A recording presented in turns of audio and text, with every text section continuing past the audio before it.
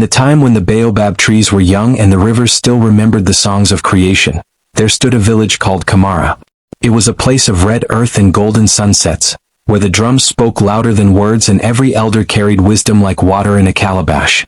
Chief Okoye ruled this village with strength and fairness. His compound was the largest, his cattle the most numerous, his wives the most beautiful. The people respected him and the ancestors. Chief Okoye tried everything. He called in healers from neighboring villages. A sangoma from the south who worked with the bones.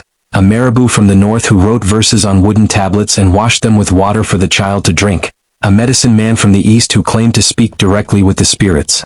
None could silence the crying. The chief offered rewards. He promised 10 cattle to anyone who could cure his son. Then 20. Then 50. People came from distant places trying herbs and rituals, prayers and potions. All failed. The village began to fracture under the weight of the endless wailing. Hunters could not focus and returned empty-handed. Farmers found their crops growing stunted and twisted. The elders could not hear the wisdom of their dreams over the screaming. Marriages grew tense. Tempers flared. Some began to whisper that the child should be removed, taken to the forest and left for the ancestors to reclaim. It was an old practice, one not spoken of openly, but in desperate times, desperate thoughts took root. Chief Okoye heard these whispers. He knew what they meant. And though exhaustion had carved deep lines into his face, though his authority was being eroded by his inability to solve this crisis, he made a declaration that surprised everyone. "This is my son," he announced in the village square, his voice carrying over the distant crying. "My blood. Any person who harms him will answer to me with their life. We will endure. We will find the answer." But privately, in the darkness of his hut with the screaming child nearby, Chief Okoye wondered how much longer they could truly endure. On the outskirts of Kamara village lived a boy named Adisa. He was perhaps 12 or 13. No one knew exactly, for he had been orphaned so young that his own age was a mystery even to him. Adisa lived in a small leaning hut that leaked when it rained. He owned 2 things. A worn cloth wrapped around his waist and a small wooden flute his father had carved before dying of fever. The boy survived by doing odd jobs. Fetching water, helping with harvests, running errands for anyone who would spare him a handful of grain or a piece of dried fish. The other children sometimes mocked him. Adisa the Silent they called him because he spoke so little. Adisa the Strange because he would often sit alone by the river, playing his flute to the water and the birds. But Adisa had a secret that no one in the village knew. When he played his flute, animals came to listen. Not just birds, but antelope would pause mid-drink, leopards would emerge from the shadows without menace. Even the river itself seemed to slow its flow to hear his music. He had discovered this gift by accident years ago and had told no one, fearing they would think him a witch or something worse. So he kept his music for the lonely places, the dawn hours when the village still slept, the moments when he could be truly alone. When Chief Okoye's baby began to cry, Adisa heard it like everyone else.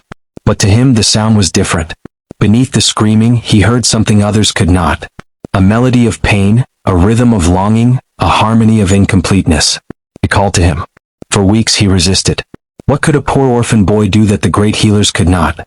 He would be chased away, beaten perhaps, for his presumption. Chief Okoye did not even know his name. But the crying called to him night after night, until finally, on a morning when the sun rose blood-red over the village, Adisa made a decision. He would go to the chief's compound. He would offer the only thing he had. His music.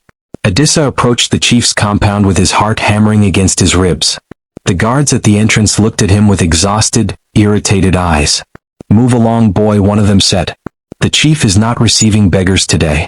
"I'm not begging," Adisa said quietly. "I've come about the baby." The guards exchanged glances.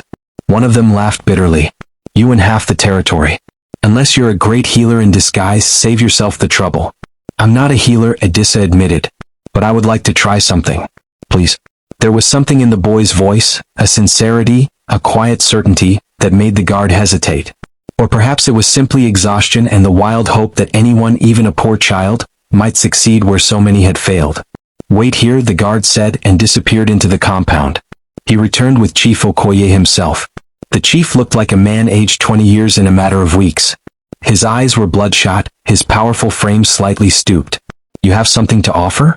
the chief asked, his voice flat with too many disappointments. "I would like to play music for your son," Adisa said simply. Chief Okoye stared at him. For a moment, anger flashed across his face, anger at the foolishness, the waste of time, the audacity of this ragged child. But then he looked into Adisa's eyes and saw something there. Not arrogance. Not delusion. Just quiet knowing. "Come," the chief said finally. "You cannot make it worse." They walked through the compound, past the chief's wives who watched with hollow eyes, past the abandoned cooking pots and silent drums. The crying grew louder with each step, no longer just sound but a physical presence that pressed against the chest. They entered the hut. The baby lay on soft cloth, his tiny fists clenched, his face twisted in eternal anguish. His mother sat nearby, staring at nothing, moving only to occasionally place a hand on her son, though he gave no sign of feeling it. Adisa knelt beside the baby. He pulled out his simple wooden flute, worn smooth by years of handling. "Play then," Chief Okoye said. "Play your music." Adisa brought the flute to his lips and began. The first notes were soft, almost tentative. A simple melody that sounded like morning breaking, like the first bird greeting the sun. The baby's crying did not stop, but Adisa continued, letting the music wind around the screams like ivy around a tree. He played without thinking, letting the flute speak what words could not. He played the loneliness he had known, the loss of parents, the hunger and cold of orphan nights. He played the beauty he had found despite it all. The sunset on the river, the kindness of strangers, the way rain smelled on dry earth. And then something changed. The baby's crying began to shift. The pitch altered slightly as if responding to the music. Adisa heard it and adjusted his playing, matching the cry's rhythm, acknowledging it, harmonizing with it rather than trying to drown it out. Chief Okoye leaned forward, hardly daring to breathe. Adisa's music became more complex, telling a story without words. It spoke of spirits restless and unrecognized, of souls needing acknowledgement, of the space between worlds where things could become stuck. He played of release, of permission, of safe passage. The baby's crying began to soften, not stopping but changing, becoming less sharp, less desperate. Adisa played on, and now he understood. The curse was not malice. It was incompleteness. Someone who had not been properly mourned.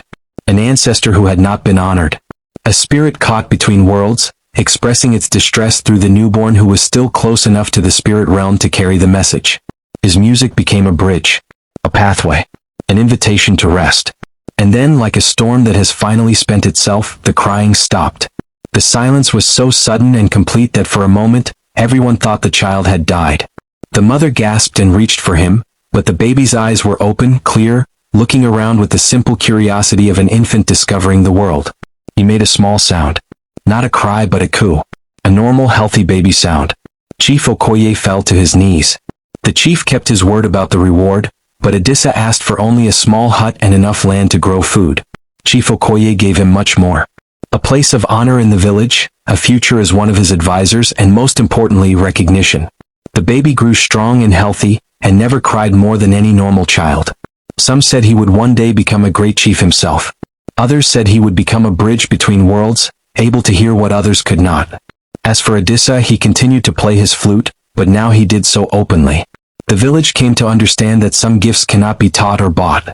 They can only be recognized when they are needed most. And they learned that sometimes the greatest power comes not from strength or wealth or position, but from the pure, honest offering of one's true gift to the world. For in the end, it was not magic that broke the curse. It was listening. It was acknowledgement. It was the simple act of one orphan soul recognizing another, and offering the comfort of not being alone.